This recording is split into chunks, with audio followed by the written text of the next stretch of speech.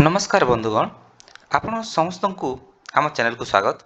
आज आम से ही प्रश्न विषय आलोचना करवा जहाँकि प्रत्येक व्यक्ति मन को केवे ना केवे निश्चय आसे।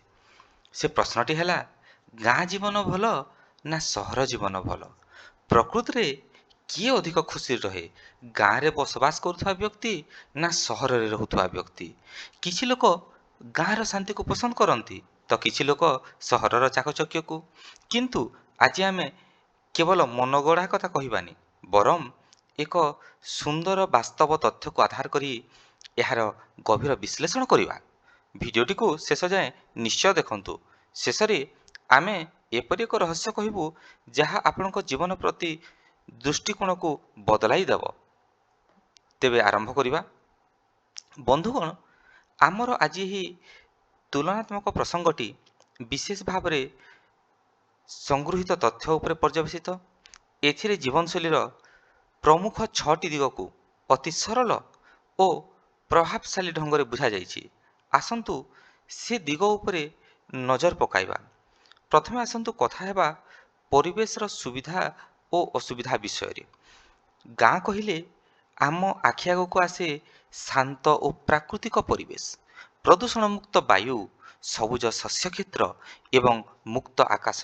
एथिरे प्रकृतिर सानिध्य मन को असीम शांति प्रदान करे। किंतु सहर रे रही आधुनिक जीवन अपूर्व सुविधा एवं सुजोग, उत्तम शिक्षानुष्ठान, बड़ बड़ सुपर स्पेशलिटी हॉस्पिटल, चाकरीर बड़ सुजोग एवं सुगम परिवहन। जदि आपण विकास चाहती तेबे सहर आपण को सबु सुविधा जोगाई दे थाए। द्वितीय गुरुत्वपूर्ण दिगटी है आमर पारिवारिक और सामाजिक संपर्क। गाँव रे लोक मानक मध्यरे गभीर और आत्मीय संपर्क देखा मिले। सुख हेउ कि दुख पूरा गाँ एकाठी छिड़ा हुए। पड़ोशी एठी परिवार सदस्य बोली थांती। मात्र सहर रे व्यस्तता जीवन एवं सीमित संपर्क। समस्ते निज निज काम रे व्यस्त। पाख फ्लाट रे किए रहुची ताहा मध्य अनेक समय रे लोके जानी न थांती। सहरर संपर्क अनेक समय केवल औपचारिकता बा फोन भितरे सीमित रही जाए। एबे आसंतु सबठार बड़ वास्तवता उपर को जीवा। आय एवं जीवन धारणर खर्च।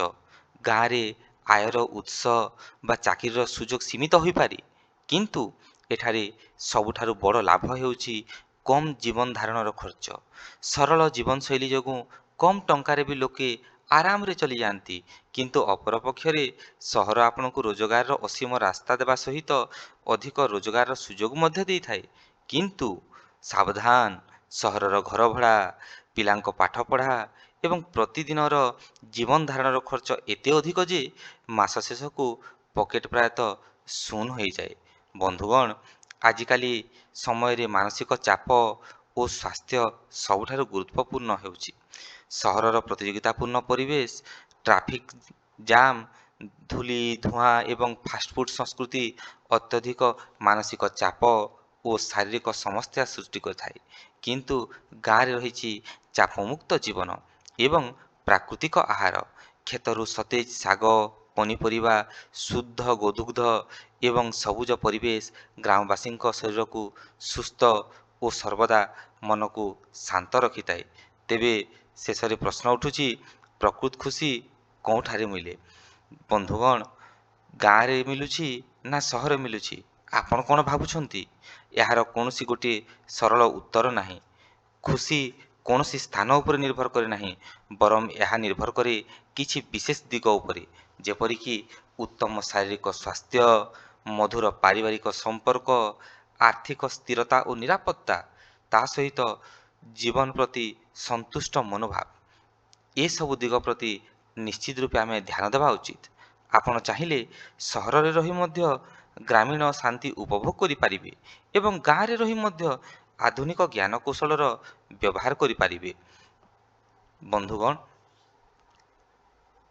कुहा जाइछि खुशी कौनसी जगार न थाए, यह केवल आमर चिंताधारा, स्नेहपूर्ण संपर्क एवं आमर सरल जीवन शैली भितर ही लुचि रही थाए। आपणक मतरे किए अधिक खुशी? आपण गाँव रे रहिबाकु पसंद करती ना सहर रे? निश्चय आमको कमेंट कर जणातु। ଧନ୍ୟବାଦ।